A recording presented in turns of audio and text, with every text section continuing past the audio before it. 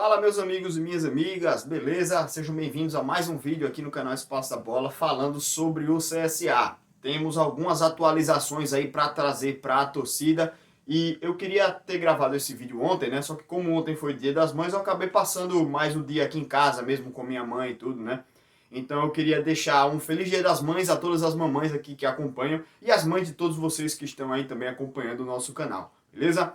Então vamos falar um pouquinho aqui agora sobre o time do CSA. As atividades ainda não estão liberadas para voltar, ou seja, os jogadores não podem ainda voltar a treinar dentro do centro de treinamento, né? Ainda não está liberado a volta aos treinos. Então, o que acontece? O time do CSA segue treinando de casa, os jogadores mantendo sua forma física, em formato também de videoconferência. O CSA tem divulgado algumas imagens, né, dos preparadores físicos, os auxiliares técnicos, passando treinamentos para os jogadores poderem fazer nas suas casas, né, para manter sua forma física. Então tem sido interessante também acompanhar esse momento que o CSA está fazendo aí para se virar nesse momento que ainda não pode ter o treino presencial no centro de treinamentos, né, todos os atletas juntos. E enquanto o CSA não pode voltar aos treinamentos, ainda fica a questão do novo CT, né? O Nelson está quase pronto, então quando voltarem as atividades, o CSA vai poder fazer os seus treinamentos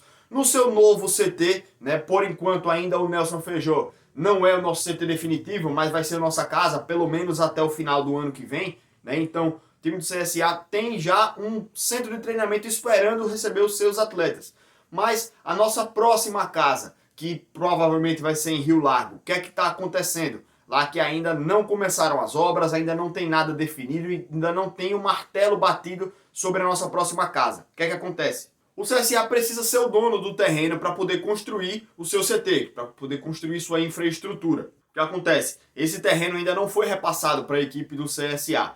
E o time está esperando a Câmara dos Vereadores lá da cidade de Rio Largo para decidir se vai fazer realmente a desapropriação do terreno que vai para o CSA. O que é que acontece, né?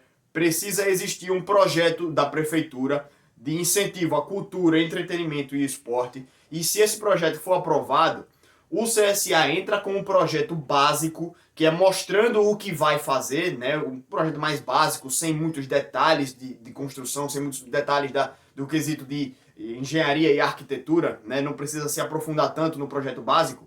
E aí, depois que esse projeto é aprovado, há a desapropriação do terreno e depois o CSA entra com o projeto executivo, que é o projeto completo com todos os detalhes de tubulação de água, tubulação de esgoto, fiação elétrica, detalhes arquitetônicos, detalhes de construção, detalhes construtivos, né? Como vai ser executada a construção, as fundações, aí vem o projeto completo para poder o CSA começar a construir o seu terreno.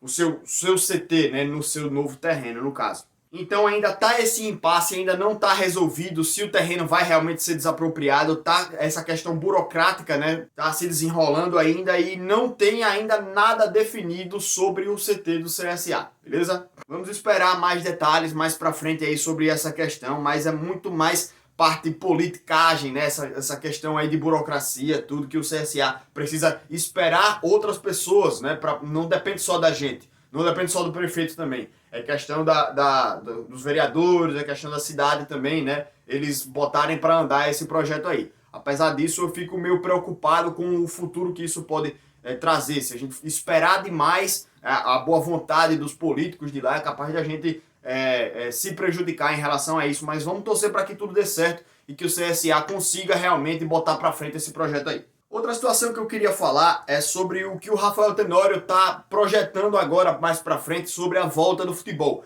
A gente ainda não tem perspectiva de quando o futebol brasileiro vai voltar. Não temos condições ainda de estipular datas, de dizer quando vamos voltar. Apesar disso, a gente já tem o campeonato alemão com data marcada para voltar nesse sábado agora, dia 16, né? Então, estou ansioso para ver como vai ser a volta do futebol lá na Alemanha. Eles têm conseguido combater bem a pandemia, né? Têm conseguido dar atenção à sua população, cuidar dos seus pacientes. Então, vai ser interessante para a gente ver como os alemães vão tratar essa volta do futebol. Fiz um vídeo falando sobre isso, não vou entrar muito a fundo, né? Então vou deixar o link aqui para você acompanhar. E eu estou sempre trazendo detalhes também nas nossas redes sociais, né, sobre a volta ao futebol lá no nosso Instagram, @Espaço da Bola. Também falando no CSA, também lá no @Porta-Voz do Azulão, né? Então peço para vocês acompanharem nossas redes sociais, que eu vou estar sempre trazendo atualizações aqui de maneira mais frequente, assim, mais interativa do que aqui no YouTube, né? Que eu lanço vídeos dia sim, dia não, às vezes, né? Então lá é mais frequente. Lá no Instagram eu posso fazer mais publicações, mais atualizações, mais rápido, né? Então fica ligado lá nas nossas redes sociais. Vou deixar um link para tudo na descrição do vídeo, vou deixar também nos comentários para você poder acompanhar a gente, beleza? Se inscreve aqui no canal para dar uma forcinha também, pra gente crescer um pouquinho mais, hein? Então, voltando a falar sobre a fala do Rafael Tenório, ele projeta um futebol apenas em julho. Ele cita que maio está praticamente perdido, né? Porque o Brasil ainda está em uma crescente muito grande na quantidade de infectados, na quantidade de mortos, né? Infelizmente, ainda vamos sofrer demais com essa pandemia aqui no Brasil. Apesar disso, o cenário já está mudando um pouco, né? O Brasil hoje já está entregando alguns hospitais de campanha. O Brasil já está fazendo mais testes do que conseguia fazer, então a gente está já enxergando um pouco mais da realidade. Só que ainda existe a subnotificação, né? Então o Brasil ainda está numa crescente muito grande de casos do coronavírus. Então é um momento em que a gente precisa tomar cuidado, precisa tomar algumas precauções. Não é o momento ainda de falar de volta do futebol, principalmente agora em maio. Em junho, depende muito de como vai ficar essa situação. Por isso, o Rafael Tenório já está projetando lá para julho, né? Então é uma situação muito difícil para todo mundo aqui no Brasil. Vamos torcer para que tudo isso a gente consiga contornar, tudo isso a gente consiga, com as autoridades, com políticas de incentivo à saúde, com inauguração de hospitais, com mais testes, né, a gente possa combater essa proliferação da doença aqui na população. Que a gente consiga voltar ao máximo de normalidade possível, o mais rápido possível também, né, que a gente consiga contornar bem essa crise de saúde. Apesar disso, a gente está empurrando a volta do futebol lá para julho. E aí, se já tá ruim para o CSA, que era uma equipe que tinha caixa, e para as equipes do interior aqui do estado de Alagoas, que projetaram seus anos até abril, algumas equipes que vão jogar a Série D projetaram até, sei lá, julho, né, encerrar as suas participações no ano. Se só voltar lá em julho, como é que vai ficar para essas equipes? Contrato com atletas, pagamento das suas dívidas, de suas despesas, sem nenhuma política de incentivo vindo de órgãos superiores, né? A Federação Alagoana, espero que esteja ajudando também os clubes de alguma maneira, mas fica inviável financeiramente para eles voltarem. E o próprio Rafael Tenório já citou que acha que o campeonato alagoano não volta mais, não tem mais condições financeiras das equipes voltarem a disputar o campeonato alagoano. E assim, mesmo se a gente encerrar os campeonatos regionais agora e voltar só a disputar o Campeonato Brasileiro começa a ser disputado em maio, no começo de maio. E aí a gente já perdeu maio e junho, se só voltar lá em julho. São 2 meses a menos. Então vai ter que achatar mais ainda, né? Vai ter que ter mais jogos de quarta domingo, né? Meio de semana e final de semana. Vai ter que imprensar mais ainda o calendário e jogar mais pra frente. Então, com esse aperto, né, fica muito difícil para os jogadores fisicamente conseguirem se manter. E aí eu vou falar sobre esse assunto também em outro vídeo, né? Vou falar mais a fundo sobre isso, sobre a questão de 5 alterações. Eu vou falar sobre a quantidade de alterações nos jogos normalmente, né? Vou falar também sobre o quesito atual, desse momento que a gente está vivendo, que eu acho que também é uma necessidade a gente ter mais alterações, porque a gente protege mais ainda fisicamente os nossos atletas. E o nosso treinador Eduardo Batista já se posicionou favorável a essa questão também, aumentar a quantidade de substituições. Eu acho que é o ideal. A FIFA já autorizou e os clubes devem adotar toda essa indicação para fazerem 5 alterações durante o jogo, né? As federações locais devem aceitar também, acatar essa decisão da FIFA. E também vai ser uma maneira para proteger nossos atletas. Então fica também aí uma atualização sobre esse quesito. 5 alterações durante o jogo vai fazer com que a gente possa tirar atletas que estejam mais desgastados durante o jogo, né? Evitar que eles estourem, que eles se machuquem e poder melhorar um pouco a qualidade de jogo, melhorando o aspecto físico dos jogadores também, que vai ser algo muito pesado para a gente. Outro assunto, né, é o financeiro, que é algo que pesa muito. O CSA acertou com seus atletas uma redução de 25% dos pagamentos desses jogadores. Lembrando que são jogadores que recebem muito, são salários altos, eles podem abrir mão de uma parte. ou seja, 25% do salário. Se fosse um trabalhador, um funcionário comum que recebe um salário mínimo, 2 salários mínimos, né, 25% de corte é muito significativo. Para um atleta que recebe 50 mil, 100 mil reais, também é um corte muito significativo. Só que é um cara que ele recebe muito dinheiro. Então ele pode fazer um pé de meia lá, adaptar o seu dia a dia para poder receber um pouco menos, né? Para que o CSA tenha uma saúde financeira, para que não atrase, não precise cortar os salários dos funcionários que recebem menos, né? Abrem mão de uma parte que, por exemplo, um cara que recebe 100 mil reais por mês, abre mão de 25%, significa que o clube vai ter 25 mil a menos para pagar. O cara vai estar recebendo 75 mil, é um salário absurdo de bom, né? Continua sendo um absurdo de bom o cara receber 75 mil reais por mês. E esses 25 mil pode servir para pagar os 10 funcionários, né? Durante um mês inteiro, pagar o salário dele de 10, 15 funcionários, até 20 funcionários, sei lá. Né, pagar o salário desses caras aí de maneira integral, para que eles continuem podendo pagar suas contas, podendo sobreviver no dia a dia, né, sem ter um impacto no seu bolso. Então, muito importante isso tudo aí dos atletas também que aceitaram essa redução salarial.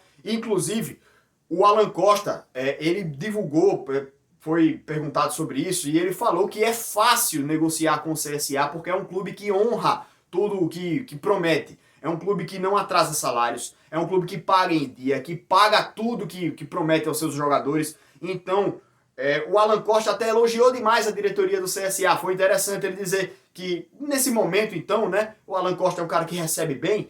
Então, assim, foi um grande elogio para a diretoria do CSA, porque ele reconheceu que a diretoria trabalha bem, que a diretoria merece a confiança dos atletas, e se a diretoria foi atrás para negociar esses salários, é porque realmente a situação está difícil. Então, partiu também dos atletas mostrar reciprocidade com o tratamento que a diretoria dá. É um tratamento bom, não atrasa salários, trata bem os seus atletas, paga bem, paga em dia, paga 100%, né? Não fica devendo, não fica pagando parcialmente os salários, paga tudo que deve pagar. Então, foi um reconhecimento dos atletas para o trabalho da diretoria, e isso foi muito importante. Foi um acordo, lembrando isso tudo, né? Também não sei detalhes se foi um acordo para pagar essa porcentagem depois, ou se foi uma redução mesmo salarial, né, por enquanto, né, para depois os jogadores aceitarem essa redução temporariamente dos seus salários. E por fim, um quesito em que o executivo do CSA, o Barbarotti, falou que a perspectiva de mercado é que os preços dos atletas diminuam. Se alguns já estão aceitando a redução dos seus salários, então alguns outros jogadores vão ficar sem mercado, porque os clubes estão precisando se readequar financeiramente. O que acontece? Um jogador que estava acostumado a receber 100 mil, vai ver que poucos clubes vão ter condições de bancar esses 100 mil. Então ele vai acabar pedindo menos, 70, 60, quem sabe. Então acaba que o mercado vai deflacionar. Inflacionar é crescer, né, aumentar os salários. A inflação, enquanto ela cresce, a deflação ela diminui, né? Então é capaz de a gente ter uma readequação financeira de todos os clubes, não só do Brasil, mas como do mundo.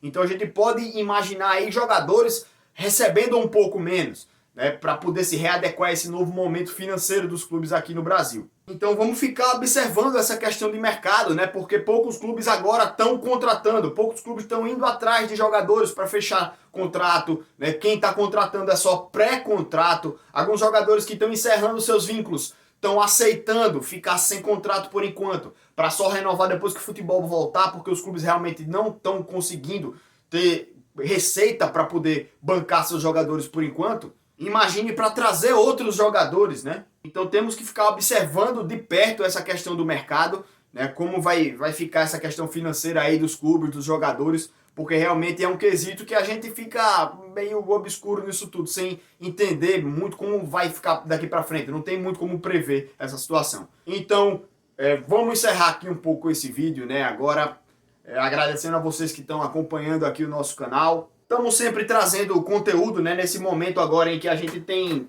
pouca coisa para fazer. Quem está trabalhando, que está precisando ir trabalhar, né? Tome todos os cuidados de higiene, mas também você que está em casa, acompanha aqui o nosso canal, acompanha nossas redes sociais, né? Tem muitos outros conteúdos para você acompanhar. Então é isso aí, gente. Agradeço mais uma vez por quem está acompanhando aqui o nosso canal. Um grande abraço a todos, valeu, até o próximo vídeo e fica ligado que aqui vai ter muito conteúdo para vocês ainda durante essa semana. Valeu, gente, até mais!